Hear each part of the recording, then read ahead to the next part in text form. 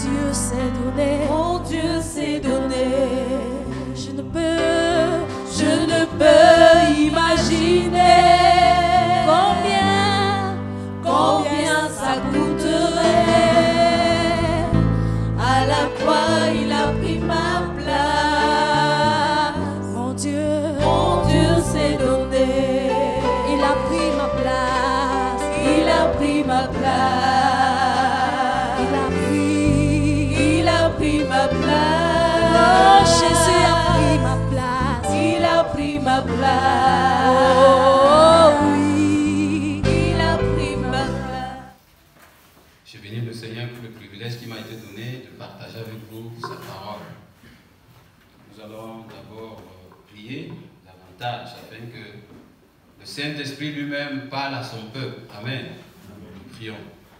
Tu es celui qui a marché avec Abraham, tu as marché avec Moïse, tu as marché avec les apôtres, avec ton Fils, le Seigneur Jésus. Et tu es avec nous ce matin pour davantage nous conduire. Je prie que les cœurs des uns et des autres soient touchés par toi-même, par cette parole, et que tu nous donnes d'avancer, de grandir, de croire, de te connaître à une autre dimension. Parce que moi je crois que tu es un océan de révélation. Alors je prie, Père, que mes frères et mes soeurs ici présents et moi-même nous soyons entraînés à te connaître par ta parole et par ton esprit. Au nom de Jésus. Amen. Amen. Bien-aimés, comme vous le voyez au tableau, c'est intitulé « La prière est efficace quand elle rencontre le plan ou le besoin de Dieu ». Alors, ça sous-entend que une prière qui ne rencontre pas le besoin de Dieu demeure stérile. Malgré son excellence et malgré la bonne intention de celui qui prie. Je vais encore reprendre. Cela sous-entend qu'une prière qui ne rencontre pas le besoin de Dieu demeure stérile malgré son excellence, même si vous l'avez élevé avec des paroles excellentes et malgré votre bonne intention à vouloir prier, cette prière ne changera rien. Cette prière n'apportera rien, du moins dans notre vie. Peut-être que vous aurez réussi à soulager votre conscience, mais dans le plan de Dieu, cette prière reste stérile. Je veux commencer mes propos par un témoignage. Je ne me rappelle plus trop l'année, mais le Seigneur m'a fait voir dans une vision une famille. La famille ne faisait pas d'enfants. La femme avait fait une première fausse couche, une deuxième fausse couche qui a failli l'emporter. Et je n'ai pas vu ça dans la vision. Ça, c'est quand je suis entré en contact avec cette famille. Mais ce que j'ai vu dans la vision, c'est que cette famille, j'étais en train d'assister une femme, de faire accoucher une femme avec un autre serviteur de Dieu. Et dans la vision, j'ai vu également son époux. On m'a donné son nom et je le connais personnellement. Nous sommes allés à l'école de formation, nous sommes sortis. J'ai été affecté d'abord à Yaoundé avec ce frère. Je ne le connaissais pas d'abord au départ. Nous avons été affectés ensemble. Et on était au ministère, on a fait quelques mois. Après, nous avons été redéployés ici en Grandeur.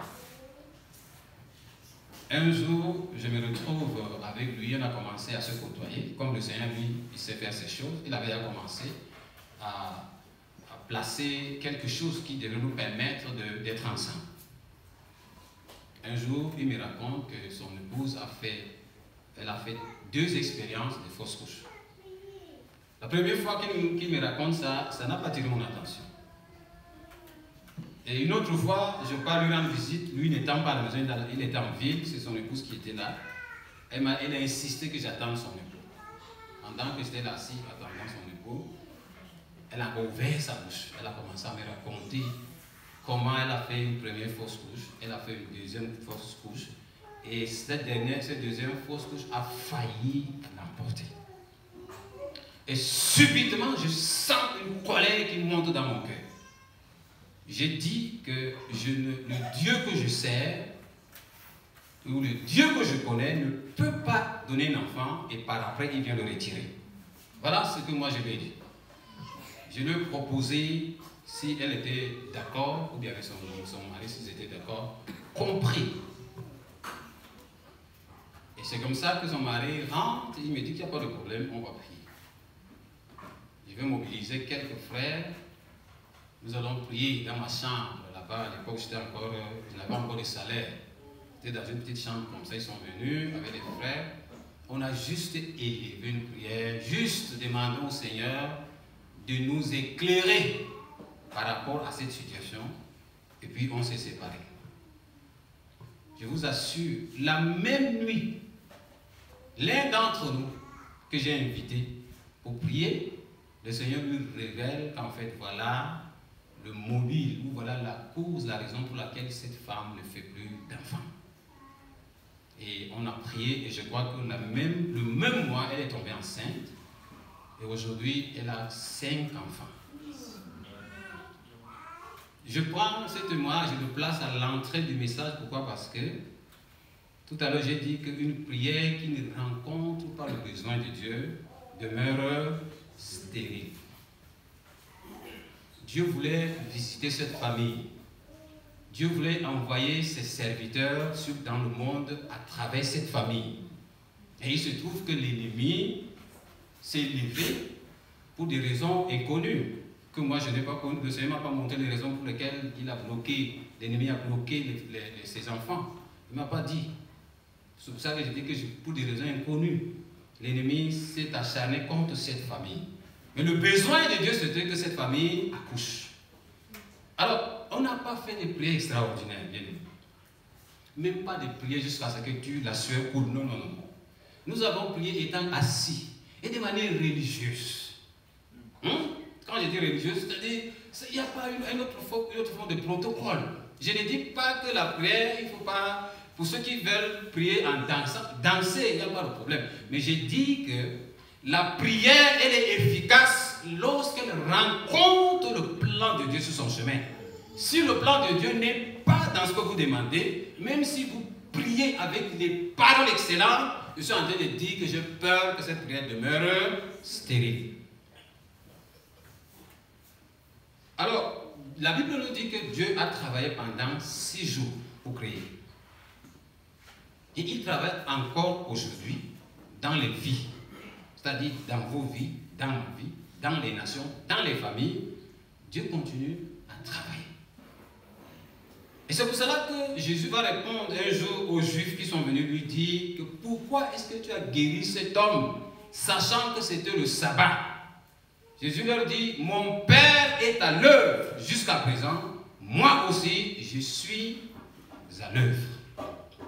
Pour dire que si Jésus est le chemin, la vérité et la vie, et que nous devons regarder à lui comme celui qui nous a tracé le chemin devant nous, ça signifie que nous aussi nous sommes à l'œuvre jusqu'aujourd'hui. S'il n'y avait pas de choses à faire, on serait déjà rentré à la maison. C'est-à-dire chez notre Père. S'il y avait plus de choses à faire, c'est qu'on serait déjà rentré. Mais si tu es là, parmi les vivants et que tu n'es pas mort, sache qu'il y a quelque chose que Dieu veut implémenter dans cette génération à travers toi. Amen. Alors, pendant que Dieu travaille parmi les hommes, l'un des moyens par excellence qu'il a donné, bien qu'il leur a donné pour communier et régner avec lui, c'est la prière. Amen. Je dis que pendant que Dieu travaille pour délivrer les nations, pour guérir les malades, pour ressusciter les morts, pour nourrir ceux qui n'ont pas à manger, pour donner les habits à ceux qui n'en ont pas, pour guérir les cœurs brisés, puisqu'il a dit, Jésus lui m'a dit, l'Esprit du Seigneur est sur moi. Parce qu'il m'a oint, il a fait quoi? L'onction de Dieu, de Jésus, l'a consisté à faire quoi? L'Esprit du Seigneur est sur moi. Il devait annoncer quoi? Il devait guérir ceux qui avaient le cœur brisé, et ainsi de suite, ainsi de suite. Dieu nous donne la même onction. Jésus a dit à ses disciples que ce que vous avez là, ce que vous avez reçu depuis que je suis avec vous jusqu'à ce que je suis mort et je suis ressuscité là ne suffit pas. Ce que je venais de faire là ne suffit pas pour que vous soyez mes témoins. Restez à Jérusalem jusqu'à ce que vous soyez revêtus de la puissance de Dieu. C'est alors que vous serez mes témoins. Je crois que nous tous, nous avons reçu cette onction. Et nous devons continuer à témoigner Jésus dans notre environnement.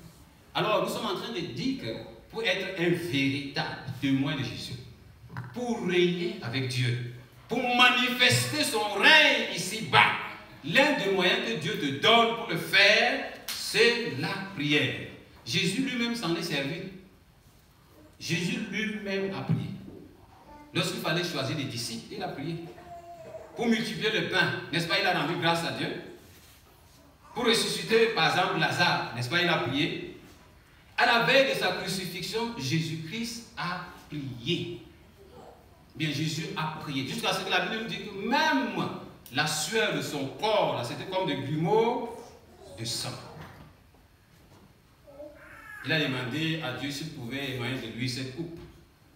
Mais le dessein de Dieu, c'était que Jésus meure, non? Jésus a dit que toutefois, pas selon ma volonté, mais selon ta volonté. Mais la volonté de Dieu, c'était que Jésus monte à la croix. Alors, j'ai fait une note. Si la prière est par excellence un moyen que Dieu a donné à ses enfants pour régner avec lui, il ne suffit pas de prier. Il ne suffit pas de prier. Il faut savoir diriger la prière vers la bonne direction. Si la prière est par excellence un moyen que Dieu a donné à ses enfants pour régner, pour dominer avec lui ici-bas, il ne suffit pas de prier. Il faut savoir diriger la prière vers la bonne direction. Alors le constat qui est là devant nous, et c'est une réalité, c'est que nous faisons beaucoup de prières. Nous demandons plein de choses à Dieu, mais avec des résultats qui ne sont pas forcément conséquents. On a comme l'impression que sur 100 prières, peut-être 98 là ne sont pas exaucées. Et la conséquence, c'est qu'on est souvent frustré. On commence à développer l'incrédulité. On va même croire que quand on dit que Dieu exauce la prière là, c'est pas vrai.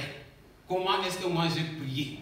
J'ai demandé que Dieu me donne du travail, mais le travail ne vient pas. J'ai demandé que le Seigneur me bénisse avec une épouse, mais la femme là, la fille là n'est pas encore arrivée. J'ai demandé que le Seigneur me donne un mari, ce n'est pas encore arrivé. J'ai demandé que Dieu enlève cette maladie, mais je me rends compte que cette maladie est là. C'est une réalité, non?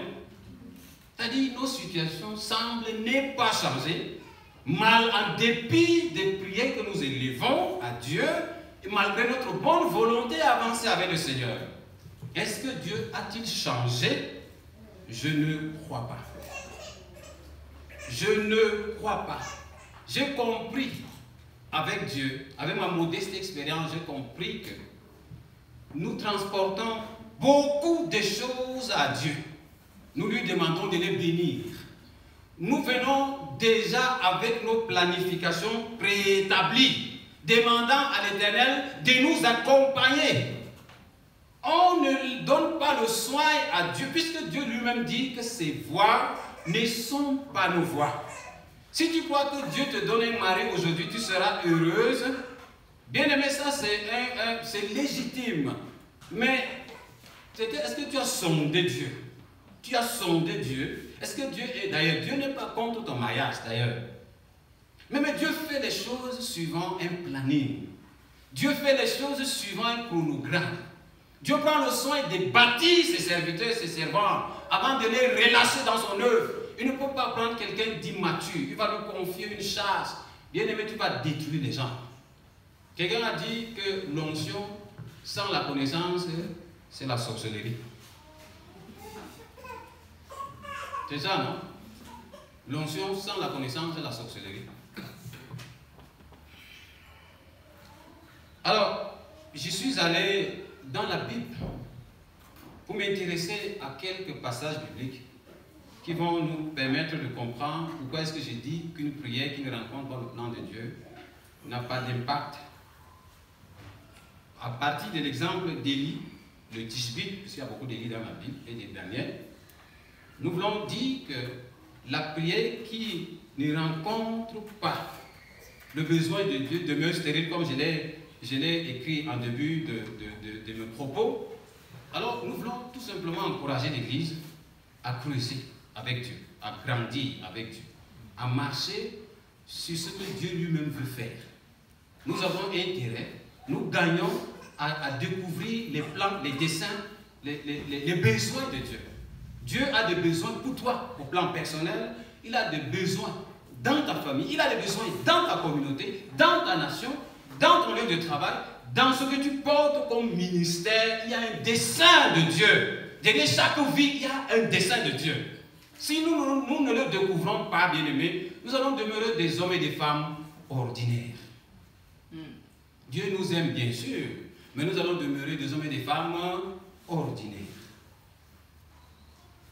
Alors nous voulons aussi dire qu'aucun homme, à travers l'exemple d'Élie et de Daniel, peut-être que nous aurons le temps de lire ça, vous connaissez la situation en fait, le contexte. Il s'agit d'Élie de Tishbit qui a fermé les cieux pendant 3 ans, 6 mois. À cette époque, le roi c'était Akab. La Bible nous dit que Akab a détourné le peuple de Dieu de la véritable adoration. Le peuple de Dieu était en train d'adorer d'autres dieux. Ils se sont prostitués. Et la Bible nous dit que Dieu avait déjà mis son peuple en garde pour dire que le jour où vous allez marcher après d'autres dieux, vous allez me provoquer. Il marchait après d'autres dieux. Les Baal, Astarté et beaucoup d'autres dieux. Alors Dieu envoie un de ses serviteurs, Élie. Élie dit, le Dieu devant qui je me tiens. Cette expression veut dire, en d'autres termes, le Dieu que je sers. Le Dieu devant qui je me tiens. Il dit à Akab qu'il n'y aura ni pluie ni rosée sur cette terre pendant 3 ans, 6 mois. Sinon à ma parole. Avant d'entrer davantage dans ce que Élie voulait dire à Akab, je veux dire que pour corriger un certain nombre de choses dans la tête de beaucoup de chrétiens, parce qu'il y a tellement de prédications autour d'Élie que Élie a fermé les cieux pendant 3 ans, 6 mois. Élie, il a agi comme Élie est puissant, Élie est fort, il a réussi. Non, je veux dire qu'aucun homme n'est fort, qu'aucun homme n'est puissant. Je vous défie. Si vous êtes puissant, là, faites pleuvoir maintenant, je vais voir. Vous n'êtes pas puissant, vous n'êtes pas fort, vous n'êtes rien. Vous et moi, là, nous sommes rien. Si ce n'est pas la grâce du Seigneur, là, nous sommes rien. Ce n'est pas Élie qui a fermé les cieux. On est d'accord? Ce n'est pas Élie qui a fermé les cieux. Élie n'est pas extraordinaire, comme la servante du Seigneur venait de chanter. Élie n'est pas extraordinaire. Moïse n'est pas extraordinaire. Abraham n'est pas extraordinaire. Tous les hommes que nous voyons dans la Bible, que la Bible cite comme référence, aucun de ni l'un ni l'autre, personne n'est extraordinaire. C'est Dieu avec eux qui les a rendus extraordinaires. Si Dieu est avec vous dans ce que vous faites, vous serez extraordinaire. Si Dieu est dans les chants que tu élèves, ça crée des secousses dans le monde spirituel. Les guérisons s'opèrent, les délivrances s'opèrent. Si Dieu est dans la prédication que tu donnes, les démons partent. Nous, on va croire que les hommes, il y a des hommes points, c'est vrai. C'est-à-dire quand on dit les hommes points, c'est que Dieu est avec eux dans ce qu'ils font. La présence de Dieu est avec eux. Par exemple, quand David a reçu l'onction pour être roi, il avait déjà commencé à tuer l'ours, tuer le lion, et puis il allait terrasser les géants Goliath qui avaient déjà traumatisé l'armée du Seigneur. Regardez aussi Samson. Samson, Dieu l'a suscité. Dieu a mis son esprit sur lui. En fait, du moins, il a oué. Il pouvait déchirer la gueule du lion. Il pouvait tuer des multitudes de lui seul, mais humainement parlant, ce n'est pas possible. Mais c'est l'onction sur sa vie qui a fait la différence.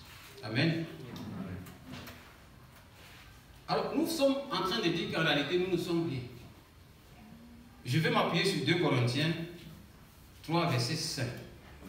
Ça, c'est l'apôtre Paul qui dit. C'est quand il était déjà en train d'avancer dans le ministère. Et c'est comme si les gens autour de lui étaient en train de vouloir interpréter autrement ce que Paul était en train de faire. Paul dit, ce n'est pas à dire que nous ne soyons pas nous-mêmes capables de concevoir quelque chose comme venant de nous-mêmes. Notre capacité, au contraire, vient de Dieu. Amen. Acte 3, 12, 13. Pierre, voyant cela, dit au peuple, hommes israélites, pourquoi vous étonnez-vous de cela? Pourquoi avez-vous les regards fixés sur nous, comme si c'était par notre propre puissance ou par notre piété que nous eussions fait marcher cet homme? Le Dieu d'Abraham, d'Isaac et de Jacob, il rentre maintenant il veut rentrer dans l'origine de la foi, même du père, du grand-père de Jésus. Il dit que le Dieu d'Abraham, d'Isaac et de Jacob, le Dieu de nos pères, a glorifié son serviteur Jésus, que vous voyez, que vous avez livré et régné devant Pilate, qui était d'avis qu'on le relâcha. Et Pierre, il venait donc de guérir quelqu'un qui était assis à la porte du temple, appelé la Belle. Il est resté là pour demander des aumônes, comme nous partons souvent dans les pharmacies. Là. Nous trouvons souvent des gens qui sont assis malades, ils attendent que même 100 francs, 150 vous jetez dans leur panier. Paraît-il que le boiteux était là assis à l'entrée du temple. Lorsque Pierre est arrivé, il a tendu certainement la main, c'est son geste habituel. Pierre lui dit que je n'ai ni or ni argent, mais ce que j'ai, je te le donne, je te le donne au nom de Jésus, lève-toi. Et il s'est levé d'un bond et sur ses pieds, il a commencé à marcher. Alors les gens autour de nous ont commencé à vouloir, peut-être ils ont commencé à déifier, peut-être ils regardaient Pierre comme quelqu'un d'extraordinaire. Pierre a aussitôt corrigé ça pour dire que ce n'est pas moi. C'est Jésus qui venait d'être glorifié par le Père. Amen. Si nous pouvons aussi donner toute la gloire à Dieu dans tout ce que Dieu fera au travers de nos modestes personnes. Quelle que soit la révélation que tu pourras avoir, quel que soit ce que le Seigneur fera au travers de toi dans les vies des gens, donne gloire au Seigneur. Amen. Dieu n'est pas puissant, bien aimé. En tout cas, moi, je ne suis pas puissant. Alors, quelqu'un a défini dans la prière comme une plateforme où Dieu, qui est dans les cieux, ou qui est avec nous ici, s'accorde avec les hommes que nous sommes pour que quelque chose puisse venir dans ce monde. Amen. Vous avez bien compris la définition? Il définit la prière comme étant une plateforme où Dieu et les hommes s'accordent pour que quelque chose puisse arriver sur la terre.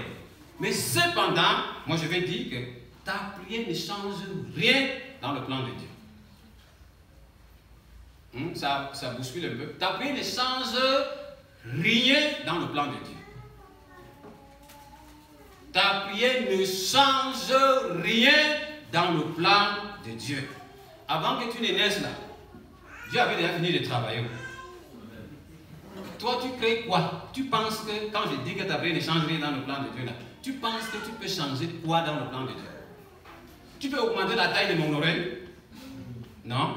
Tu peux changer mon teint, peut-être avec les produits, mais ça va me donner le bouton. Ça va me rendre malade. Dieu a déjà fini de travailler. Il a travaillé pendant 6 jours. Dans les 6 jours là, il t'avait déjà sauvé. Dans les 6 jours là, il t'a déjà guéri. Dans les 6 jours là, il t'a donné l'argent. Il t'a déjà donné la santé. Il t'a déjà donné mari. Il t'a déjà donné femme. Il t'a déjà donné maison. Il t'a déjà donné travail. Il t'a déjà donné salut. Maintenant, ce que nous vivons, c'est l'implémentation de ce qui a été fait en 6 jours. Je dis que ta prière ne change rien dans le plan de Dieu. Nous ne prions pas pour changer quelque chose dans les desseins de Dieu. Nous prions pour accéder à son conseil. Notez ça. C'est une note. Notez. Nous ne prions pas pour changer quelque chose dans les desseins de Dieu. Nous prions pour accéder à son conseil. C'est lorsque tu entres dans le conseil de Dieu que tu vas voir que dans la famille du frère Amos, il y a une menace de tel. Et puis le Seigneur va te dire que lève-toi, prie contre ça. Quand tu accèdes au conseil de Dieu, Dieu va te dire que le révérend Abakalam a tel problème, où il y a une telle menace sur sa vie, il y a telle situation qui est en train de le menacer. Prie pour lui. Est-ce que tu as alors fait quelque chose? C'est pas toi qui as créé la révélation. Ça existait déjà. On t'a simplement fait participer, ou bien on t'a simplement fait voir ce qui est déjà établi, ou du moins ce qui va arriver. C'est Dieu qui a son plan. Amen.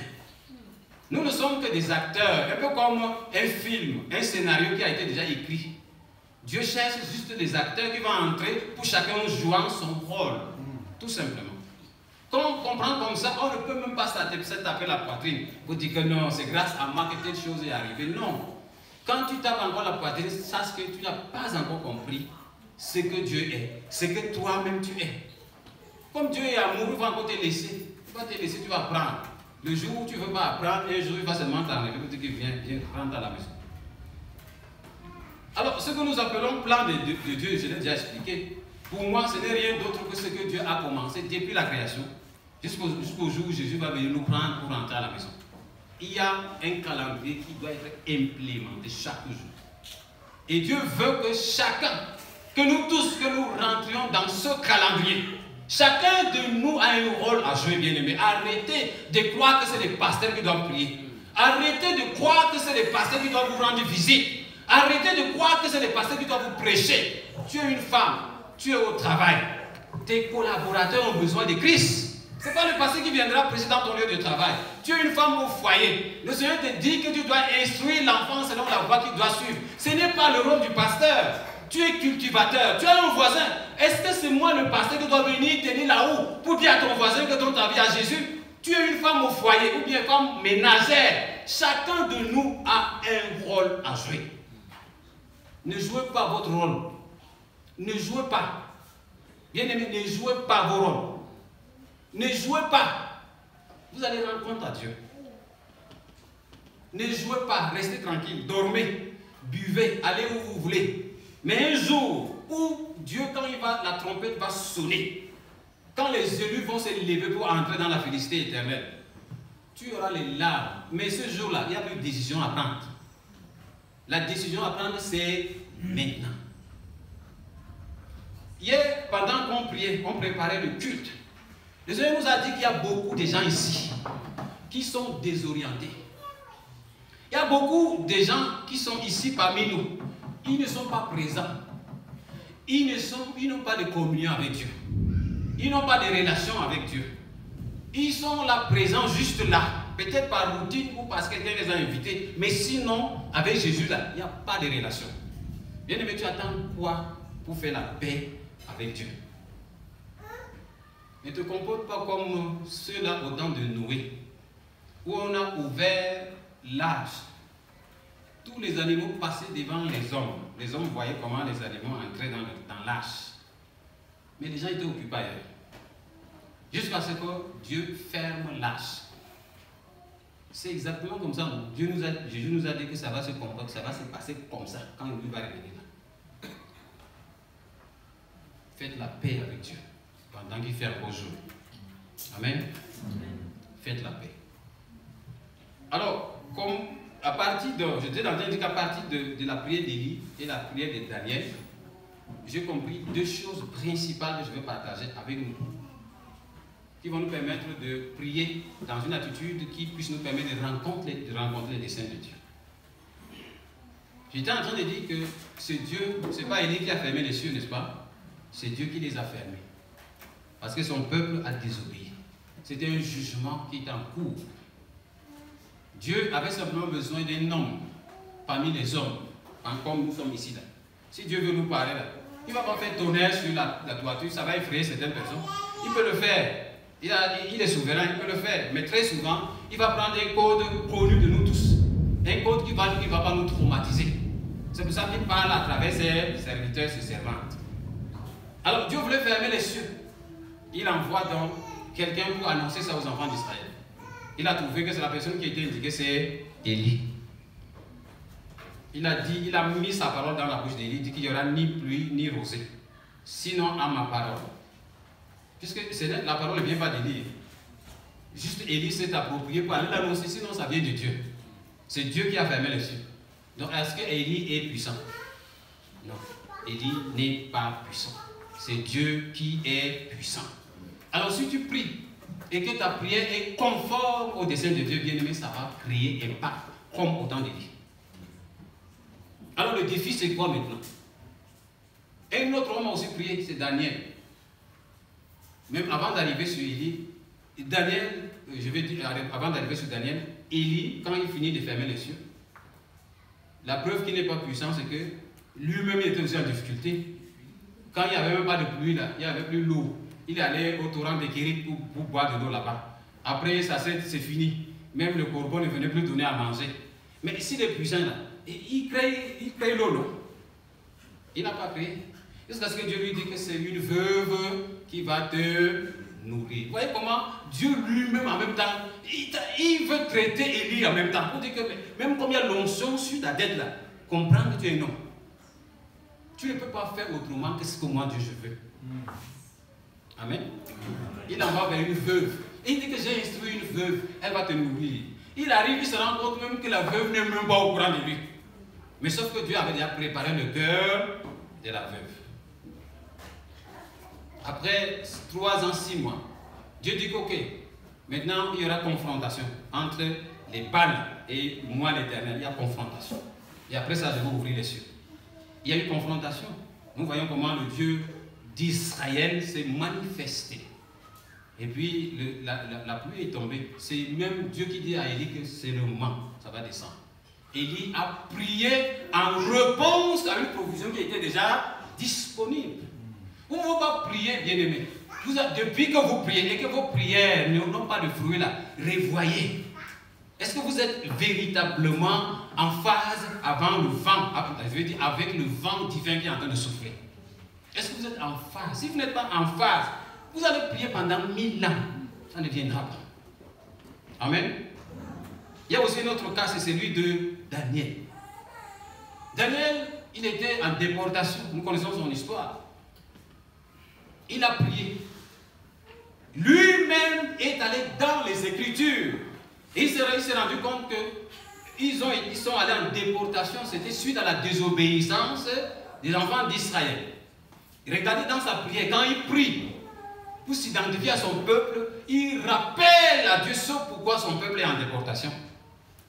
Et il s'appuie sur le calendrier de Dieu. Dieu avait déjà prophétisé à travers Jérémie qu'après 70 ans, la sentence là va s'arrêter. Où il y aura retour, il y aura reconstruction. Il s'inscrit dans le calendrier de Dieu, il se range du côté de Dieu, il commence à prier. Rangez-vous du côté de Dieu, vous aurez des résultats puissants. Amen. Alors, si la prière ne change rien dans le plan de Dieu, quelqu'un peut se poser la question de savoir comment expliquer la prière du roi Ézéchias, qui a ajouté 15 ans à sa vie pourtant Dieu venait de lui dire de mettre de l'ordre dans sa maison, car celui-ci ne va plus se relever du lit sur lequel il est couché. Vous vous êtes posé la même question que moi. Ézéchias, là, il était malade, c'est un roi. On envoie le prophète Esaïe pour lui dire que mets de l'ordre donne de l'ordre dans ta maison. Parce que là où tu es couché, là, tu ne vas plus te relever parce que tu vas mourir. La Bible nous dit que Ézéchias a fait quoi? Il a versé d'abondantes larmes en faisant quoi?